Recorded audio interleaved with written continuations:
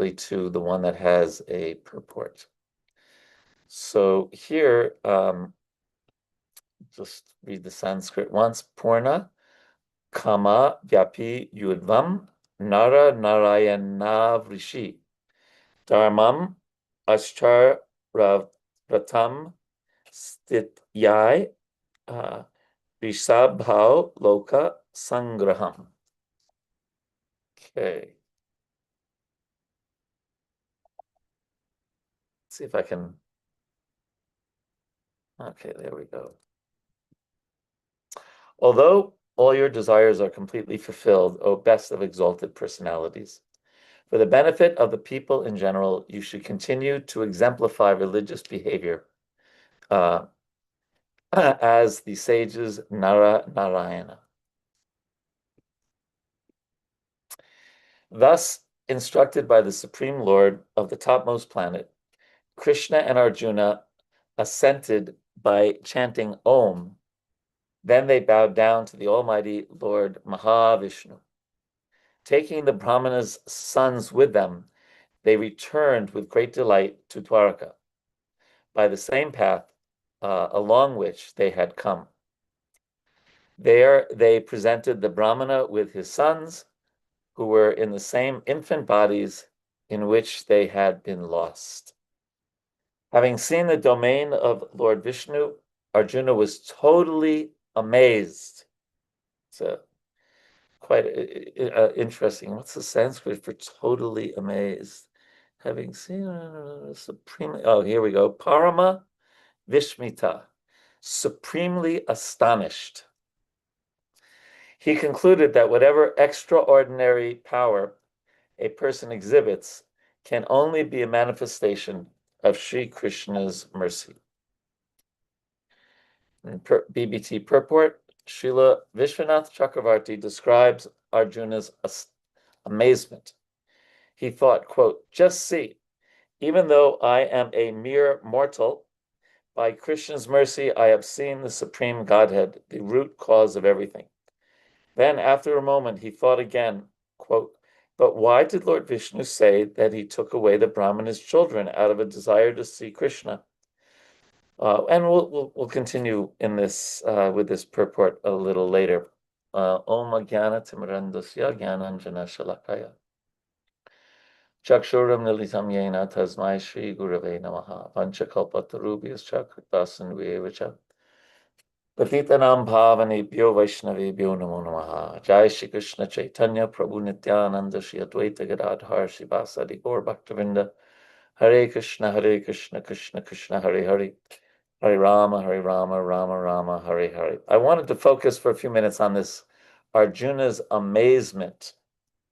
And it reminded me immediately of Prabhupada's purport in Bhagavad Gita 15:6. I guess I can stop sharing. Or maybe I copied and pasted it into a Word document. So maybe I can just show you that. That way you can be kind of reading along. If I can get there. Here we go. So here, this first part, that supreme abode.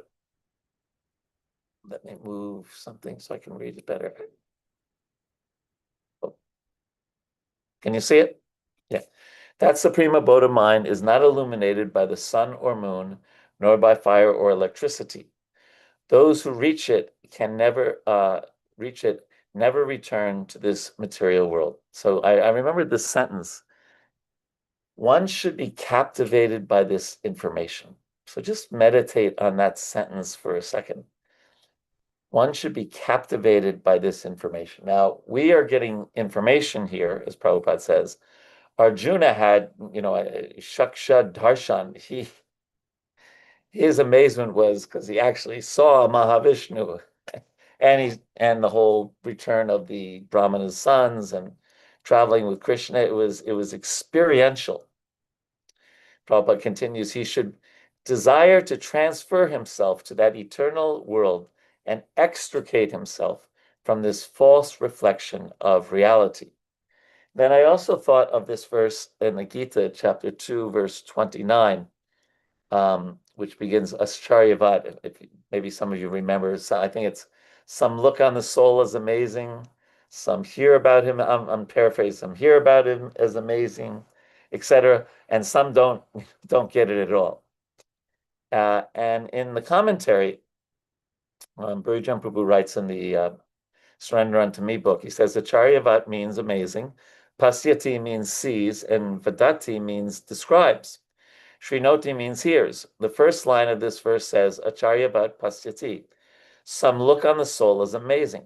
The second line says Acharyavat Vadati. Some speak about the soul as amazing. And the third line says Acharyavat Srinoti. Some hear about the soul and think of him as amazing. So again, this is like the amazing verse, right? So Bhurijan Prabhu continues in the first line of Srila Prabhupada's translation, some look on the soul as amazing. Ascharyavat, amazing, is taking to modify the soul, which is the object of the sentence. Srila Baladev Vidyabhusana has given two more interpretations, wherein the word Ascharyavat additionally modifies the sentence subject and verb. Thus, each line of this verse can be explained in three ways, as the word for amazing changes from modifying the object, the soul, to modifying the subject and verb. Ascharyavat can modify people, the subject of the sentence. So some people who are amazing look on the soul. If Ascharyavat modifies the verb look, the sentence reads, some people look amazingly at the soul. Depending on how one translates this amazing verse, the people who see the soul are amazing, the soul is amazing, while the power to see the soul is amazing. The second line, some people describe the soul as amazing, can also be translated in three ways, with vadati, describes, replacing sees. Similarly, the third line can be translated in three ways by using the word srinoti. So it's amazing.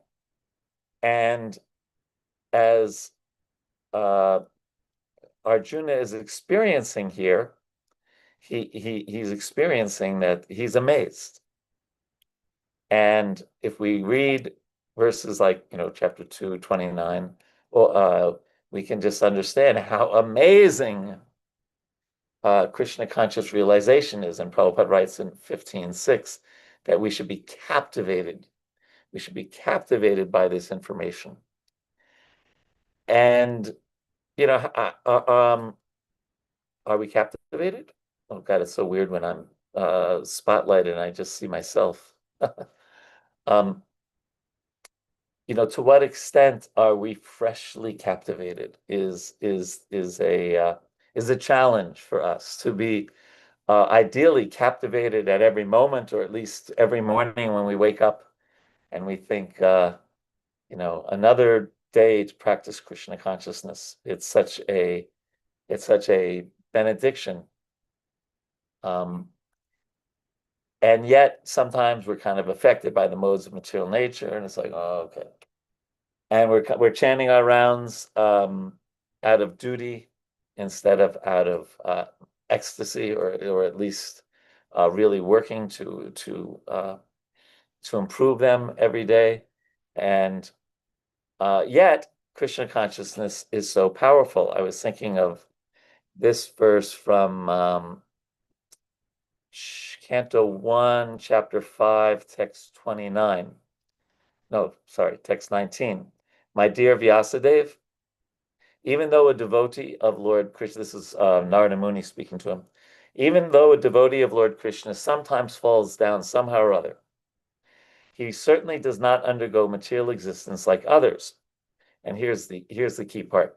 Because a person who has once relished the taste of the lotus feet of the Lord can do nothing but remember that ecstasy again and again.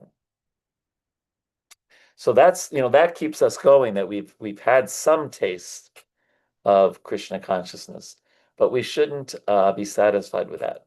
We should desire to be captivated by this information again and again throughout our life. And I was thinking about that. How do you do that? Because as Prabhupada says, we should be captivated by this knowledge in the 15th chapter of the Gita. Um, how do we remain, how do we get that captivation? How do we get that mood? And we learn from this verse that we're studying today that Arjuna, he experienced it. So ultimately, bhakti is experienced. So then I was thinking, okay, well, how do we experience it? And one answer to that is we have to get Krishna's mercy. I was reading in the Antya-lila today or yesterday about how Rupa Goswami, he was writing the Vidagdha Madhava and the Lalita Madhava, and Lord Chaitanya was there with Sarvabhauma Bhattacharya and Ramananda Roy and some intimate Swarup Damodar Goswami. And they were asking, well, could you read some verses from your play?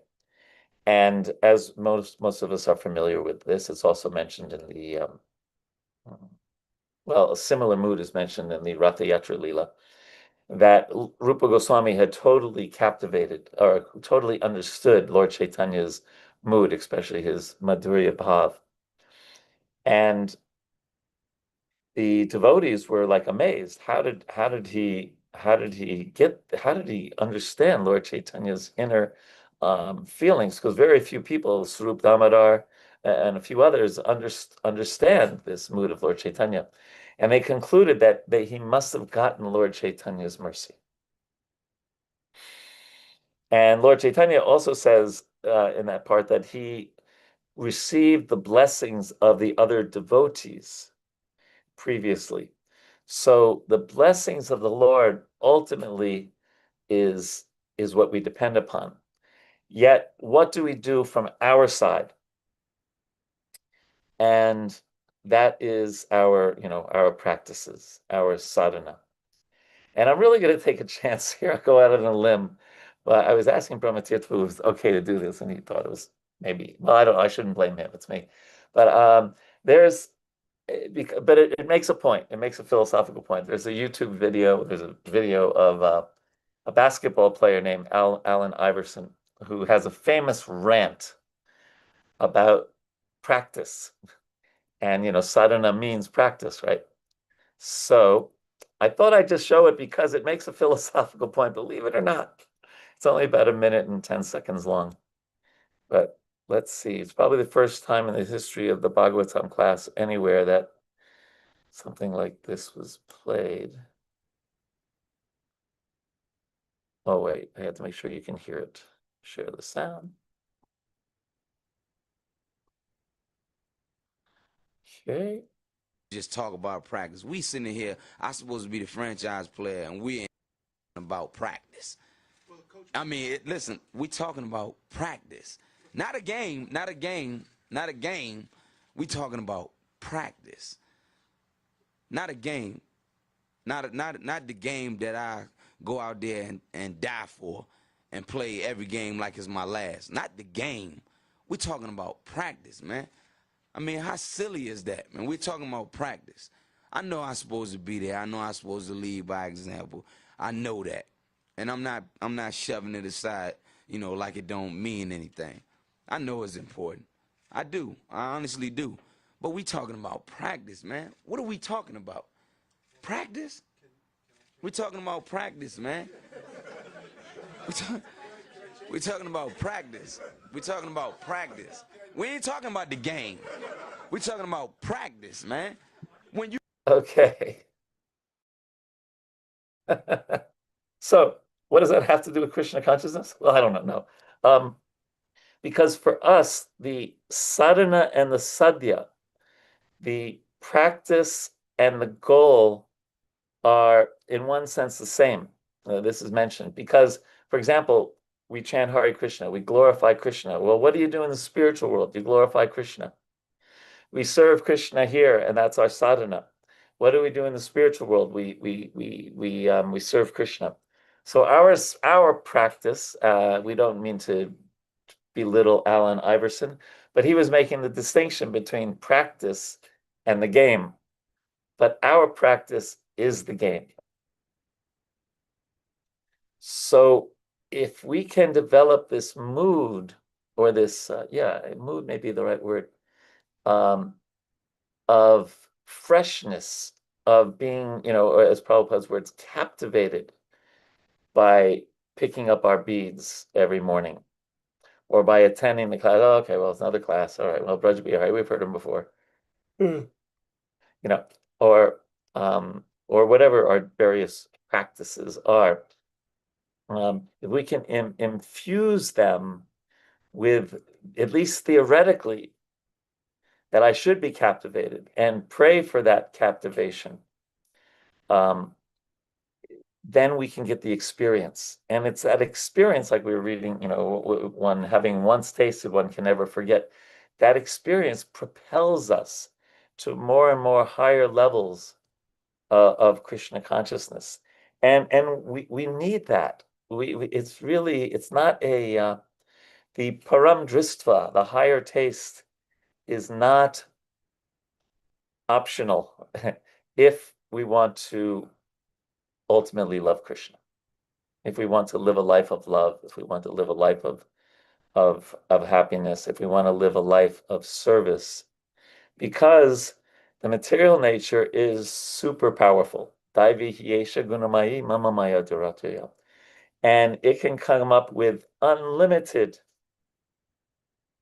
distractions from focusing on being captivated by Krishna.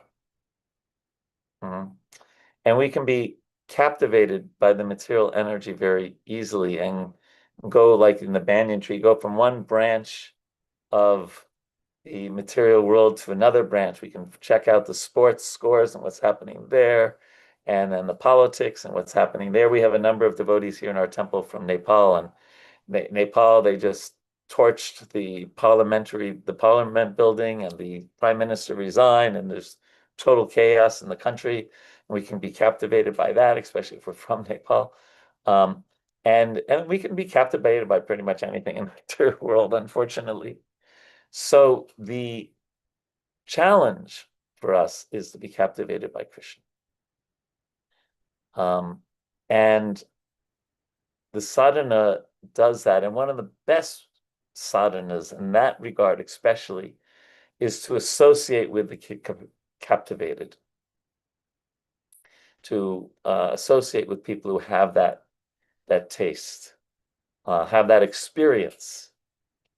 And, that experience, it captivates their heart, and it also emanates out of them. And we get, what do we say sometimes? That Krishna consciousness is caught as much as it's taught. Right? So we want to catch that bhakti from other of the devotees. Yeah, I was thinking of also commenting a little bit on the other part. Well, let's just read a little bit more from the purport, and then we'll take some questions and comments. Okay, share my screen. Oh, yes. So why did Lord Vishnu, we're right here, why did Lord Vishnu say that he took away the Brahmana's children out of a desire to see Krishna? Why would the Supreme Personality of Godhead hanker to see his own expansion? This might be the effect of some peculiar temporary circumstance. But since he said Digdrik Shuna instead of Digdrik Shata, where the specific suffix suna carries the sense of a permanent characteristic, but not a temporary one, it has to be concluded that he has always been wanting to see Krishna and myself. Even granted that this is so, why couldn't he simply see Krishna at Dwarka? And it goes on. There's so many. I was thinking about the power of questions, and because in this commentary by Vishwanath Chakravarti Thakur is all these different. Why did this happen? Why did this happen? Why did this happen? Why did this happen? And on one hand, questions are super important. If as we read I think there's 17 questions or 27 questions that Arjuna asks in Bhagavad Gita, and they're so important. They steer the conversation, and even more so when we read the Bhagavatam, the first 6 questions in the first chapter of the Bhagavatam by the sages, by Shaunaka Rishi, and throughout the book, Parikshit Maharaj's questions, Shaunaka Rishi's questions, and Vidura's questions to Maitreya, especially those three, um, they they're so powerful, and they're so powerful that the speaker says, "What a great question!" and they're so blissful that they get that question. So these questions are, yeah, they're super important. Here's a great question. Draupadi said, "O Vaidarbhi, Bhadra, and Jambavati, O Koshalya, Satyabhama, and Kalindi, O Salbya, Rohini, Lakshmana, and other wives of Lord Krishna, please tell me how the Supreme Lord Achyuta, imitating the ways of this world by his mystic power, came to marry each of you." And then there's a whole chapter about how that took place, right? Oh, O sages, and now this is Sutta Goswami. O sages, I have been justly questioned by you. Your questions are worthy because they relate to Lord Krishna and so are of relevance to the world's welfare. Only questions of this sort are capable of completely satisfying the self. So even the question can help satisfy the self. And Prabhupada was very fond of this question by Sanatana Goswami to Lord Chaitanya, Kayami, Kena Amaya Jara Tapatraya. Who am I? Why do the threefold miseries always give me trouble? And Prabhupada said, this is a wise question to ask, who am I?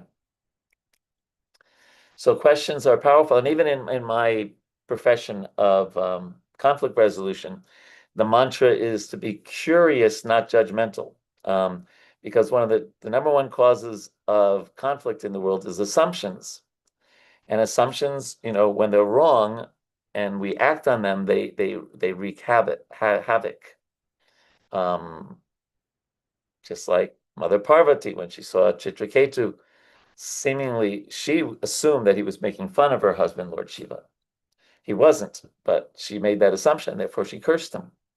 Or Parikshit Maharaj assumed that Samak Rishi was feigning meditation, samadhi, so that he didn't have to greet the king when he came to his hermitage.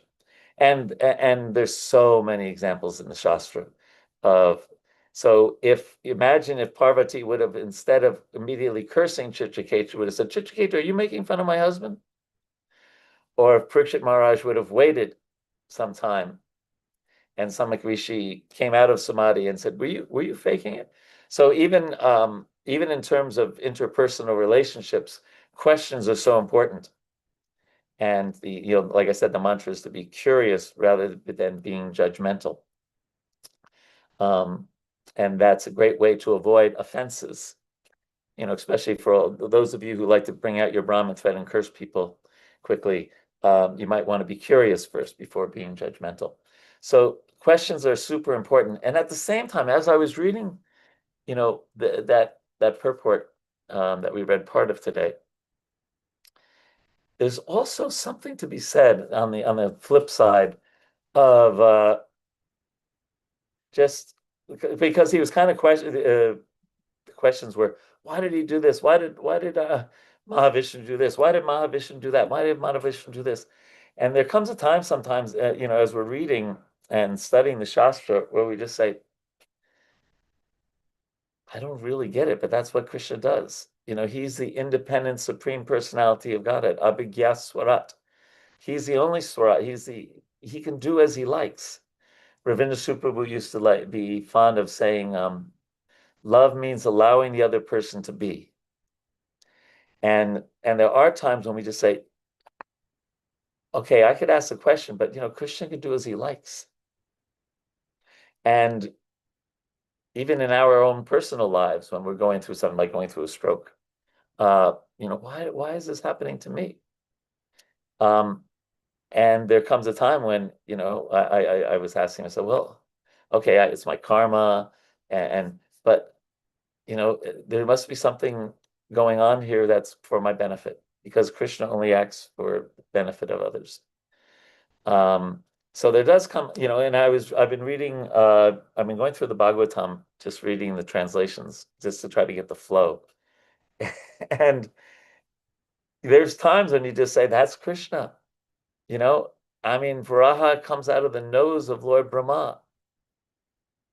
And we can ask questions, and there are some reasons given, but there's also times when you just say, how wonderful is Krishna? Like the story of the Brahmana and the cobbler and was it Narada Muni going to Vaikuntha, right? And he's threading an elephant through the eye of a needle to and fro.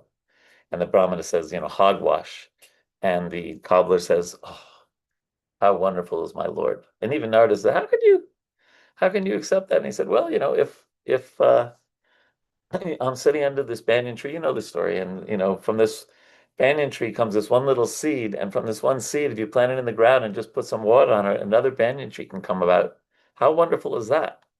So I think there's also this side of just saying, Krishna is amazing, and he can do as he wishes. Yet being intent, that doesn't mean we forego our intelligence or our curiosity. I'm just trying to balance it, that there are times I find, at least in my life, when I just say, Hare Krishna. Krishna's amazing.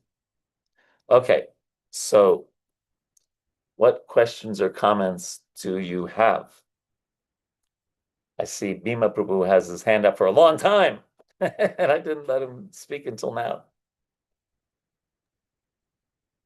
Haribo Prabhu.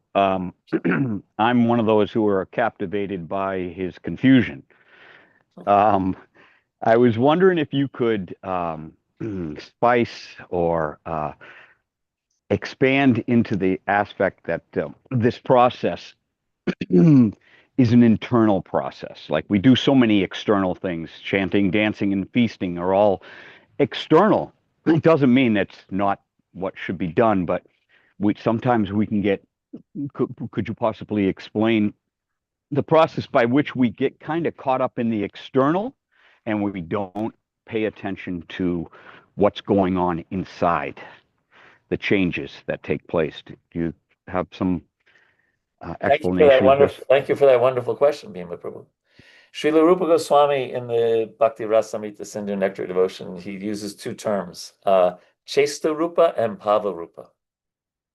And Chesta is the activity, and Bhava, as to use your terminology, is the internal, or like we say, Bhava, like Krishna is called Bhava Grahi Janardhan, right? One who accepts the essence of the devotee's bhava or sentiment.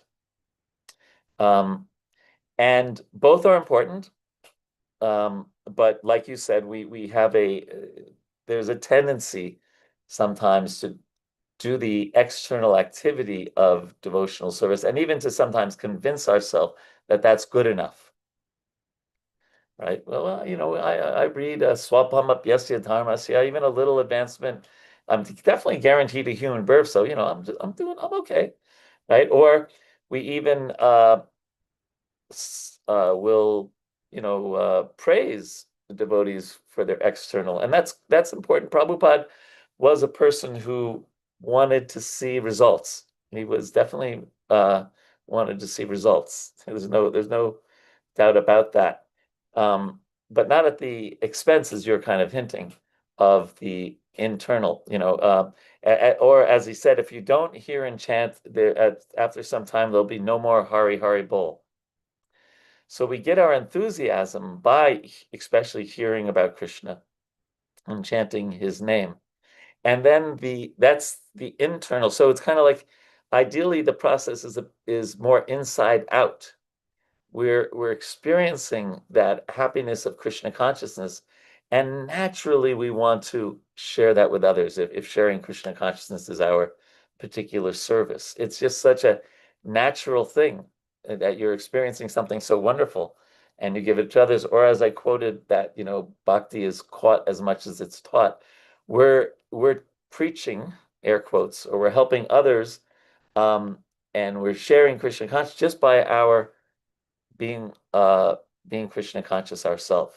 So there is, like you said, there is a tendency sometimes, especially after some time, to be focused on the chesta, the external activity, and then and that could be definitely problematic.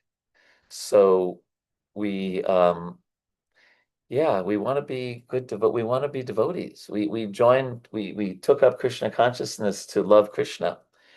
And for example, we should take time to read the prayers of great souls. So speak a little autobiographical. Since I had my stroke it was actually on Janmashtami. Um, it took me a few days, but I was told to really take it easy. So now a lot of my services. I've asked others to take them over, and I'm not doing them right now. And even as you see, my speech is a little different than it is normally. Um, so I've had more time to hear and chant because what can I do now? Basically, I lock up my phone and my computer, except for today because I'm giving class, until at least noon. And so then I only have four choices of what to do with my life. I could eat, I could sleep, I could read, or I could chant. There's nothing else to do because I don't have access to my computer, right?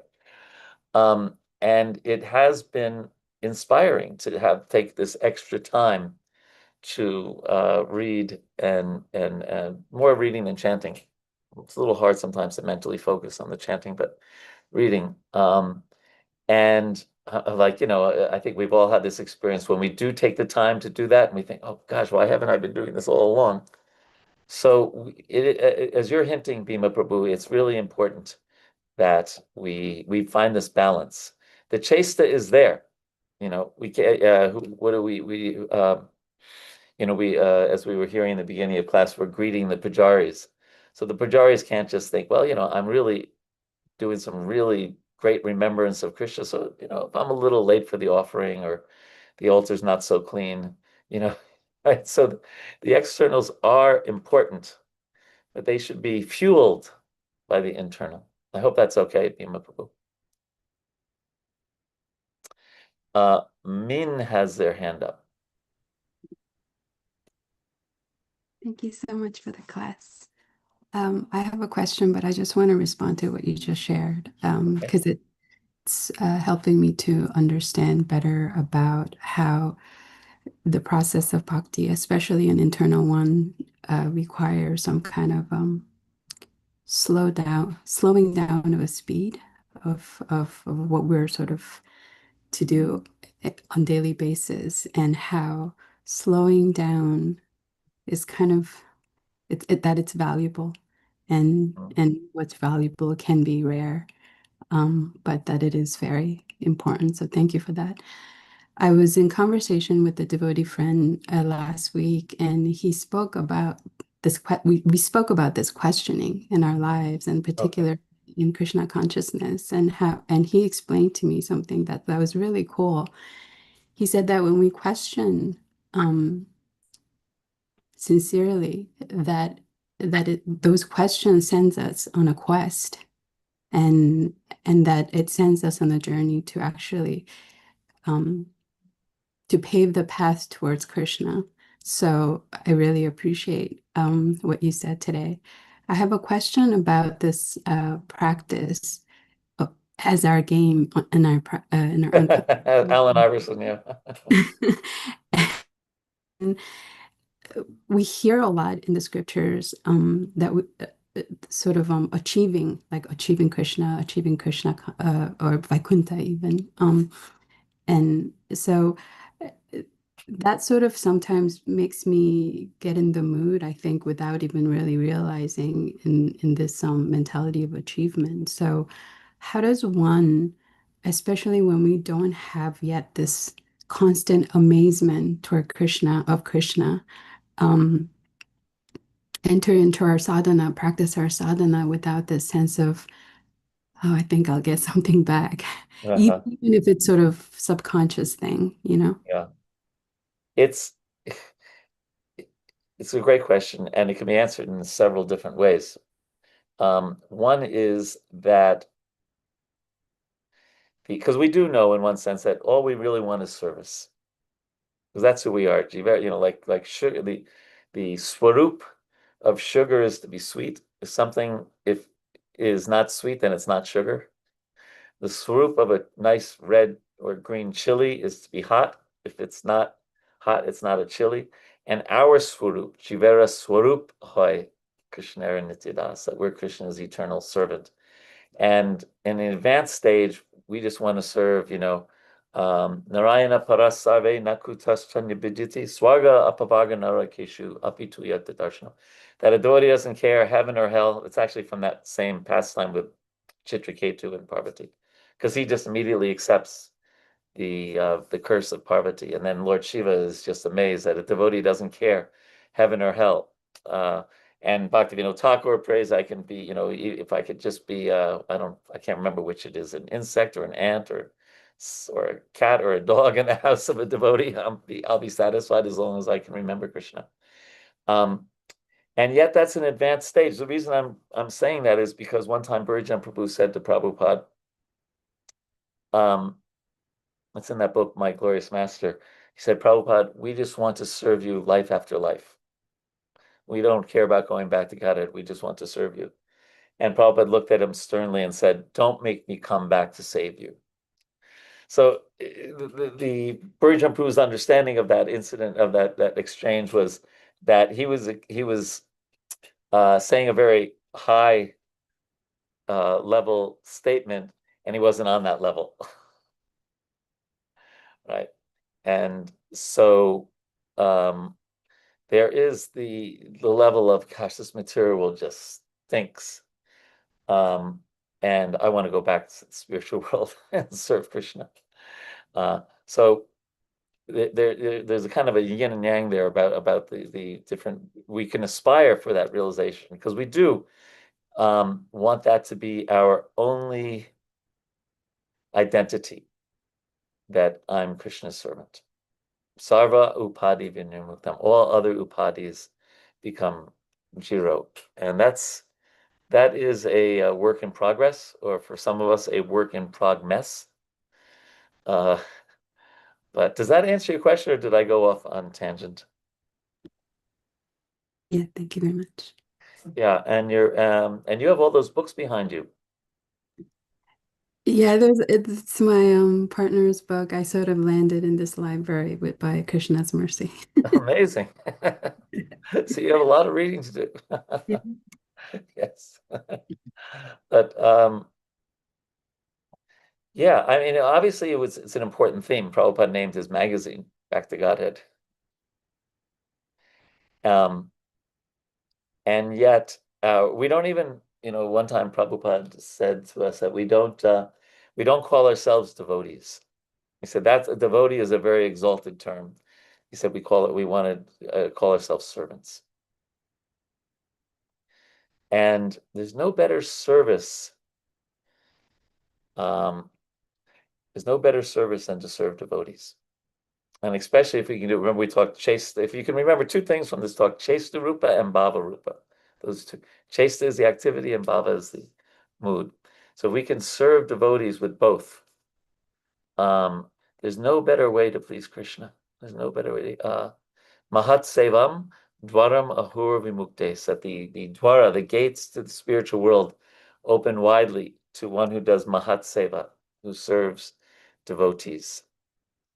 And it's some places it says serving greatly advanced devotees, but also just serving devotees, not generic, there's no generic devotees, but devotee people or servants, people who are trying to be servants. Krishna really appreciates that. And sometimes because, like, for example, the Kanishta Adhikari is described as a person who sees Krishna and wants to serve Krishna, but doesn't appreciate the devotees, right? And that's a neophyte. That's not a very advanced stage.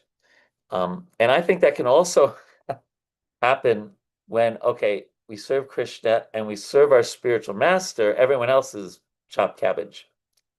And it reminds me of a time in Vrindavan. If I don't know how many of you have been to the temple in Vrindavan, ISKCON temple, but these days it's very, very crowded.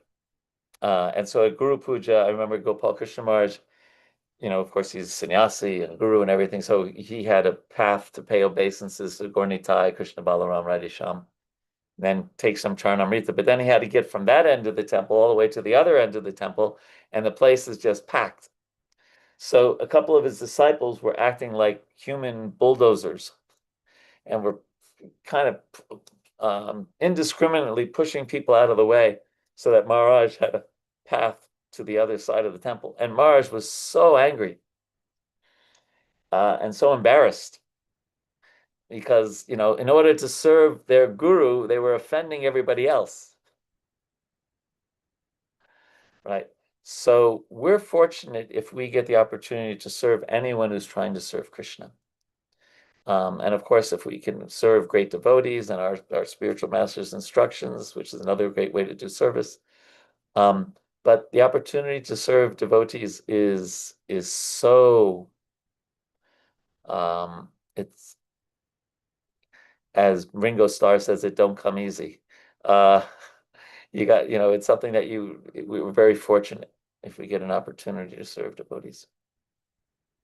That was kind of my meditation today. I wasn't really feeling so well, but I said, no, I get a chance to try to be of some service by trying to give a class. So let me do it. And also it's good for my brain in recovering from a stroke to exercise it. Yeah. Thank you, Vraj Vihari Prabhu. What a sacrifice. A quick question. One time on the morning walk, Srila Prabhupada was with his disciples, and one of them got distracted and started looking at a crab on the sand. And Srila Prabhupada, and he kind of got left behind. And Srila Prabhupada looked at his disciples and said, this devotee will soon abandon his practice. And you mentioned earlier that association is the key. So how do we take in this association properly and take advantage and become uplifted? What was what was missing in that devotee's attitude that made Prabhupada say that about him? Well, I can't understand Prabhupada's mind, but we were talking about distractions. T.S. Eliot had this poem, Distracted from Distractions by Distractions. And he obviously got distracted by the material energy and didn't take advantage of his guru being right there speaking words of wisdom. I won't quote the rest of the Beatles song, just speaking words of wisdom. So yeah. And I think it's time for darshan. Is that right? Yes, thank you very much, Vraj Vihari Prabhu. Darshan time, turn on your cameras, dear devotees. Put on your makeup, pajamas, everything. Yeah. Put some pants on. Bima Prabhu, turn on your camera. There's nothing to hide.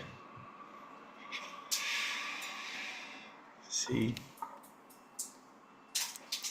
Well, actually, John Lennon said, one thing you can't hide is when you're crippled inside. So let's not be crippled inside. Let's take darshan. Yeah. Thank you.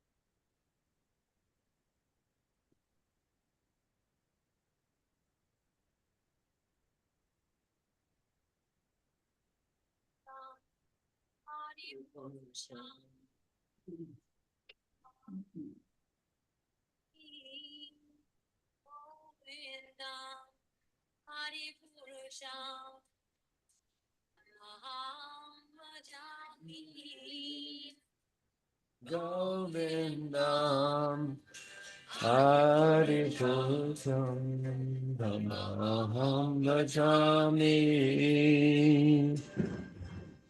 Venam Kvarmantam Adavinadalayatasham Bhagavatam Samasitam Buddha Sundaram Hannam Vinamya Tamaham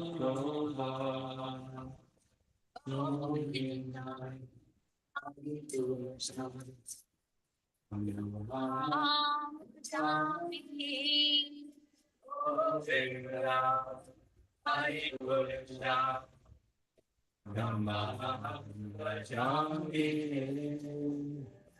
Govinda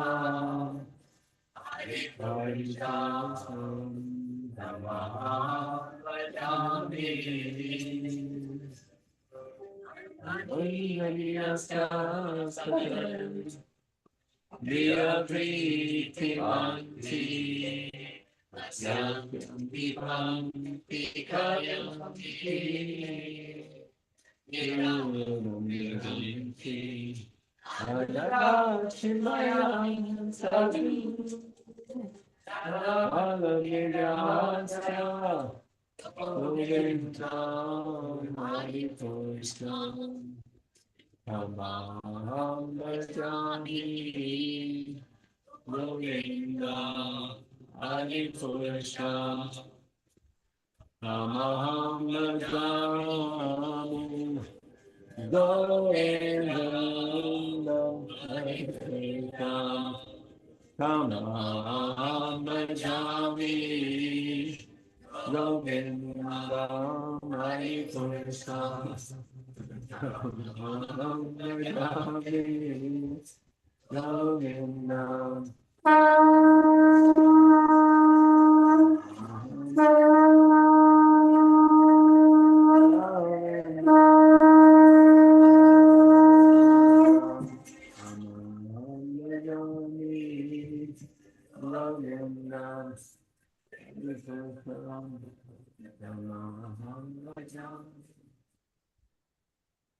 Jai Shri Shri Radha Muralidhar Gaur Chandra Bhagavan Ki Jai. Srila Prabhupada Ki Jai. The lotus feet of our spiritual master are the only way by which we can obtain pure devotional service. I bow down to his lotus feet in great awe and reverence. By his grace, one can cross the ocean of material suffering and obtain the mercy of Krishna. I only wish to have my consciousness purified.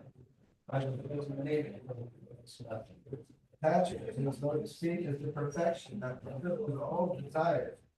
He opens my dark eyes and fills my heart with transcendence of knowledge. He is my Lord, birth after birth.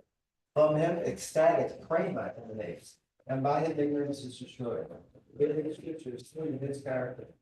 Our spiritual master is the ocean of mercy, the friend of the poor, the Lord and master of the devotees. O Master, be personal and good. Give us the shade of your lotus feet. May your fame be spread all over the three worlds. We take shelter at your lotus feet. Srila Prabhupada Ki Jai. Thank you, Janitai Prabhu.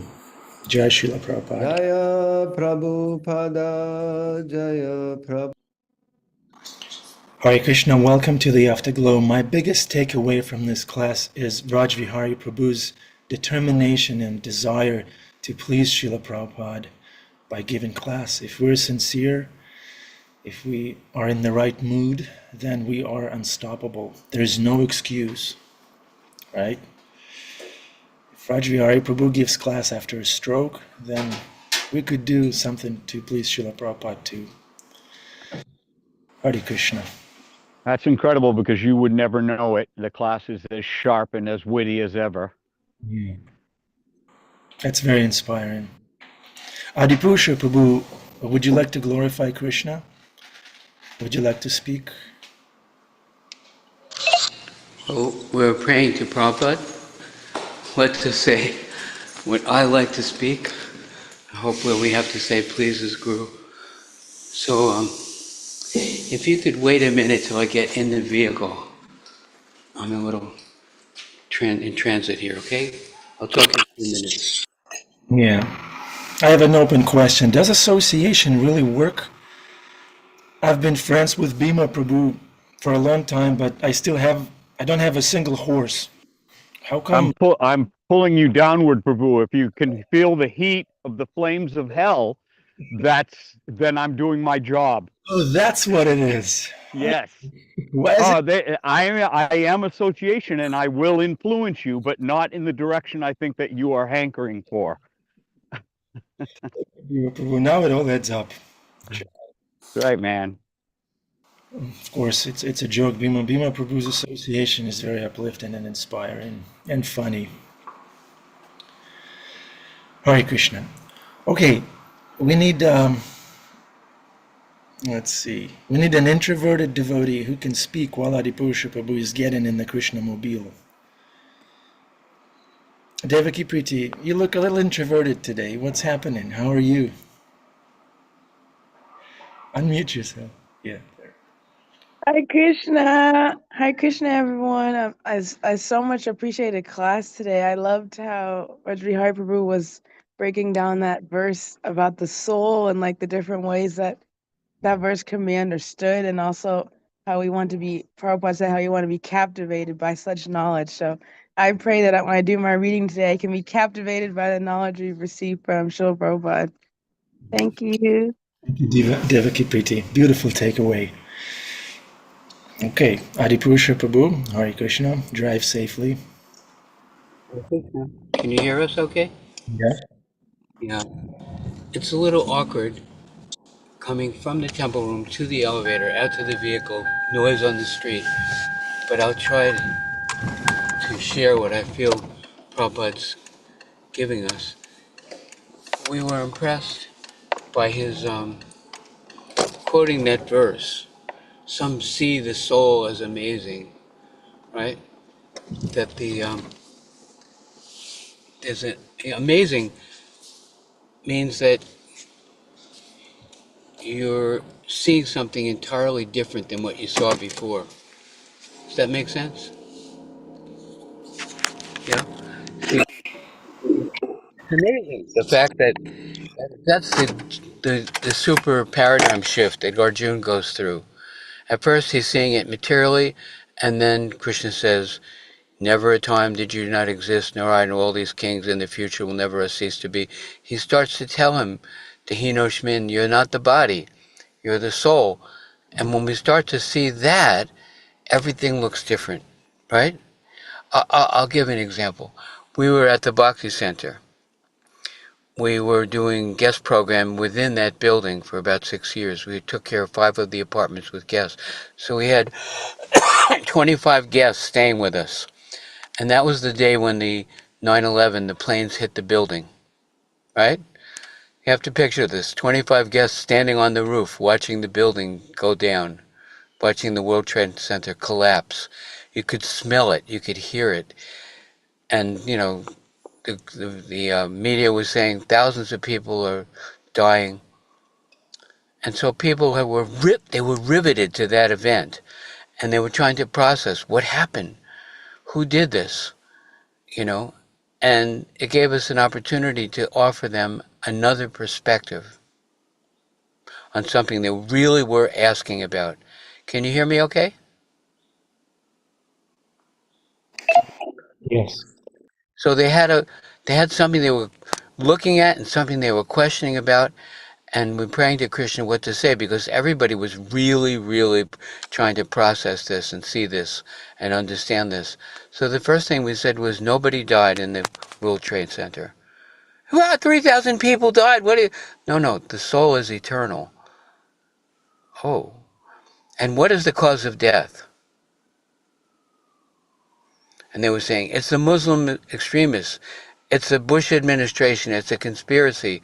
It's the cause of death. And then we heard from Prabhupada, the cause of death is birth. Everyone who is born into the material world, there's a death coming. The arrow of your death is shot at the time of your birth, and it's coming, and you don't know when it's going to hit, but you're going to die, and everyone's going to die. And what is the cause of birth? If birth is the cause of death, what is the cause of birth? My own material desires. So due to my past misdeeds and due to my material desires, I'm taking birth in a place. Would you go in a room when you say, open this door, go in this room, and then you're going to die? I would do that. But that's what we did. We took birth, and it says that the material world is the place of birth and death. And that's the real problem of life. And that's the real challenge. And the point is not how to prevent death so much as to what are we going to do between now and the time of death. So in these conversations, people were like amazed, like he said. Some look on the soul as amazing. Some hear about the soul as amazing. And so when they understood, yeah, I'm the soul, I'm not the body, and that the soul is not dying ever, it was amazing to them. And I could see that Krishna arranged that so that people would inquire and people would hear and people would see things differently and became amazed. I don't know how accurate that is as a contribution to the class, but the soul is an amazing thing to consider. I'm not this body. Therefore, what should I do between now and the time of death? What should I do for the soul? Even Maharaj Pariksit in the whole Bhagavatam, he says, what is the duty of a person who's about to die? And he had a prediction 7 days, but all of us are about to die. So what should we do with the time between now and when the arrow of death strikes? That's think in the spiritual perspective, understanding I'm the soul. What's the use of polishing the cage if you don't feed the bird?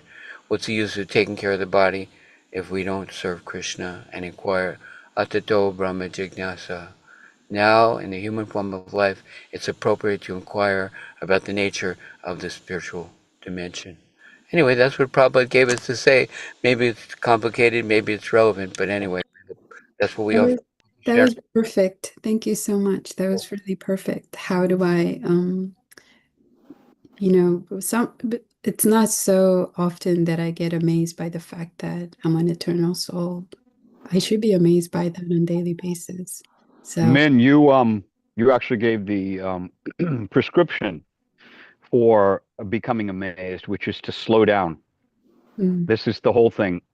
People can run mad.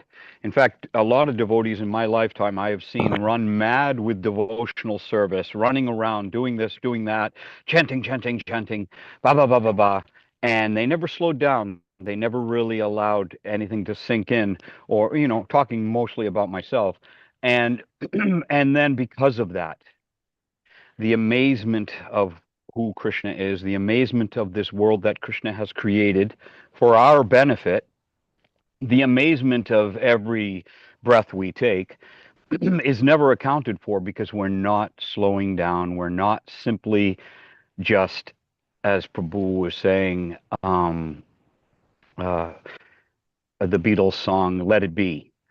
And so it's very important that we understand, oh, yes, so between birth and death, what are we going to do with our lives? Well, just first of all, contemplate. It takes like something like 9/11, as Adi says. Adi's on the street. I was thinking about this the other day.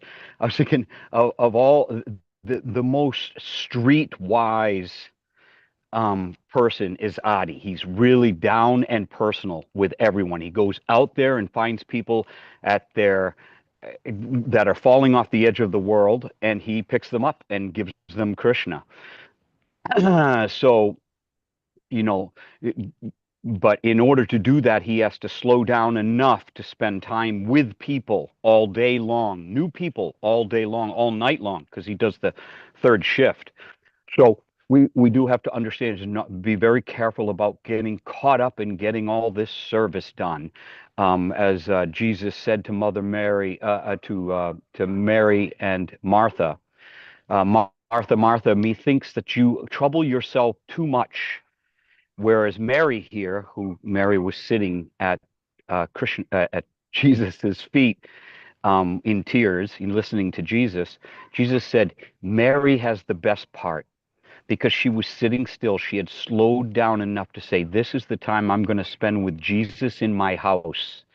Whereas Martha was running, what do I do? I got to do things. I'm preparing all this food. Why isn't Mary helping me? Jesus, reprimand her. And Jesus said, Martha, Martha. So we all have to understand that, yes, there's many things and the world is speeding up all around us. And the tendency is to go with that current. But we have a different current that we follow. And that is Krishna's current, which is to slow down and be amazed. Hare Krishna. Thank you, Bhima Prabhu. That was very poetic. Would anyone like to speak? Krishna Kumari, maybe? Hare Krishna. Yeah, this has been very enlivening. I joined a little late, but I'm glad I still joined. But you heard that we're all gonna die. You heard that? Yeah, I'm excited.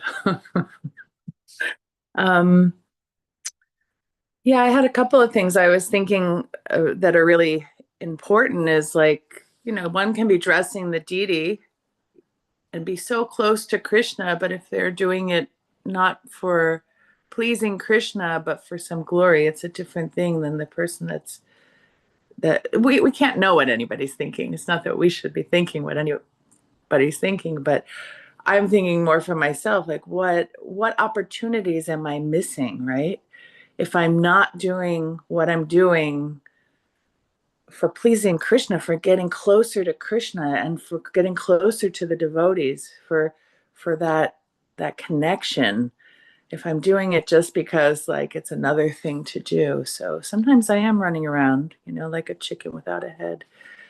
And sometimes I'm really like praying and I've also seen others. Yesterday I had a client, they called me on the day, actually I was leaving my office and they had eaten something they were allergic to and they were having a horrible reaction, fever, sweating. It was just a matcha tea, but it was like had some chemical in it from a place. Anyway, they came into me for a session and I was like coaching them to let go, but I was actually she's like a devout Christian, and I was like, she's actually prayed over my knee when it hurt, but here she was in so much pain. I was like, call out to God. And she was like just like holding her head and just she couldn't do it. And I was like, this is your opportunity, like, connect with God. So I was just thinking like, here's this person that can do for others, but in the time that she was desperate, it was really hard for her to even like come out of her pain. So I'm really grateful that we kind of drill this practice in of like, chanting and, when we're happy, chanting when we're in distress, every day. So anyway, I love Prabhupada. I loved being in Second Avenue the other day. It's really beautiful. I know we're very grateful that Jaini Tai took us on that tour a couple of weeks ago, but, going in there after, the renovations really felt like it wasn't being done just to get some glory, but it's really being done to help others enter the mood that was there back in the 60s, that when Prabhupada came, seeing what the devotees had painted back then and the tapestries and what they brought to, because they loved Prabhupada. They loved him so much. They just wanted to please him. And, they might not have the gold, dais or Vyasa sign, but they did offer Prabhupada a race and they did make something really beautiful. That makes me think of Malati Prabhu. She's very upset at New Vrindavan. They've replaced his Vyasa sign with something from India. It's gold and big and beautiful. But the other one, because I hadn't been there after 30 years, and I said, what happened to Prabhupada's Vyasa sign? The other ones the devotees had made with their hands, blood, sweat, whatever they were going through, probably, giving up time with their kids and this and that to make something beautiful for Prabhupada. So yeah, I can feel that sentiment, and I see that, you know, what the devotees do is really, it's beautiful what we give. And Krishna, he doesn't see what we don't give, he sees what we do give. Krishna's not judging us, he's receiving our love. So yeah, I just hope today I can do something with a little love. Hare Krishna. Thank you, Krishna Kumari. Devaki Preeti has her hand up. Is that an approval? Yes, my biggest take home. Thank you so much, Krishna Kumari Devi, for what you said, and I was appreciating what you were saying about opportunity. I was thinking, you know, Krishna gives us so many opportunities. Or speaking for myself, he gives me a lot of opportunities, but am I taking the opportunities? And expecting like, oh, I'll just get more another time. Like, I don't have to take this one because, you know, I'll get another one. But when you're giving that example about the person you're helping, like, you know, we get so many opportunities. And so I'm just praying today that I can utilize those opportunities that Krishna is giving. He's so merciful that he gives us many opportunities to turn to him. And any little bit that we do, he's so happy and he's so ready to reciprocate with us. So thank you for, even with my job, like I have this opportunity, like I don't want to miss out by not taking the opportunity that I have. So thank you so much for reminding me of that. It's so important. Thank you. Thank you, Devaki Preeti. It's not that this person is being a jerk or this person is being annoying. No, this is an opportunity for me to serve my guru, to treat someone with love, or to develop some resilience, some forgiveness and tolerance. I think Saurabh Prabhu had his hand up. Saurabh Prabhu, check one, check two. Haribol, Haribol. Lots of love, devotion, and respects to all of you. You guys are my heroes and heroines. Learned so much. I was gonna raise my hand. I'm just like, I keep listening. I don't need to say anything. You guys are just checking mark everything, and I need to listen and apply, listen and apply, listen and apply, listen and apply. So many great things that you guys are all. It's it's such a blessing to be in your association, and I cannot say it enough. Um, I'm telling you, this is a blessing. Okay, so this is just coming in the heart right now, just registering. And so I'm broadcasting as it registers in the heart. I've been to Vrindavan. Reforming. I've been to Vrindavan. Blessing again, that was a blessing. It's not me doing anything, it's Krishna doing everything. Correct myself. But I think I remember sitting at Radha Kund. I remember just having an out of this world experience at Govardhan Hill and Dwarka, the darshans of Krishna I had at Dwarka, and I remember and I'm recalling all of those moments, such a blessing. And then I'm here on Bhagavatam class with all of your amazing souls, and I get that same amazing feeling so often when I'm hearing everyone on the call and I'm learning from you. So that is quite powerful in terms of the same feeling I got when I was in Vrindavan and Govardhan Hill. These are some amazing places, amazing moments in my life, 42 years. And then on this class, everything like today, so many things were said, and it's that energy is here on this morning Bhagavatam class. So I always often remember I want to be in Vrindavan, but I'm in Vrindavan if I just pause for a moment, as Bhima Prabhu just said, and listen carefully and be in the moment. So and then everything else, just I've been telling myself, okay, yes, I'm remembering Krishna and all of this, but I often tell myself when things really hit the fan and things get difficult, that's going to be my test. Yes, it's difficult. Life is difficult daily, ins and out. But what Prabhu, Vraj Vihari, Sri Vraj Vihari, that just went through a difficult time with the stroke, and boom, he's ready to serve. So I hope I can do even 5-10% of that. And then the example he shared about when at the temple and remembering those other devotees are just as equally as important as the deity. And Krishna tells us this in our heart that, hey, if you're going to pray to me, but forget everyone else in that temple, I don't know, my heart, the Krishna within me is telling me that's not good enough. Must remember to treat everyone else in the temple with love and respect. And if we do that, it's reaching Krishna. So, and this is everything I heard and you guys all taught me today. So thank you, thank you, thank you, Haribol. I'm talking too much. I want to listen and learn from you. Much love and respects. Haribol. Right, Prabhu. Yeah, I'm looking at Bhima Prabhu's farm, and it's transforming into Vrindavan. Bhima Prabhu, can you roll in the dust, and so we can see? I don't have to roll in the dust. I'm like Pigpen. The dust is all around me. I am the dust. Jai. Jai. Okay, on this high note, we're going to request our dutiful Amrita Kishori to recite the Maha Mantra. Amrita Kishori, please, we haven't heard your voice, your angelic voice in a long time. Please, if you can, unmute yourself. Amrita Kishori. Haribo, yes. Hare Krishna, Krishna Krishna, Hare Hare. Hare Rama, Rama Rama, Hare Hare. Sweet. Thank you very much. Happy Wednesday. We love you. We need you. Come again tomorrow. This is our transcendental classroom. And what's attractive, like Adipusha Prabhu says, it's the truth. Krishna. That's what's attractive. Hare Krishna.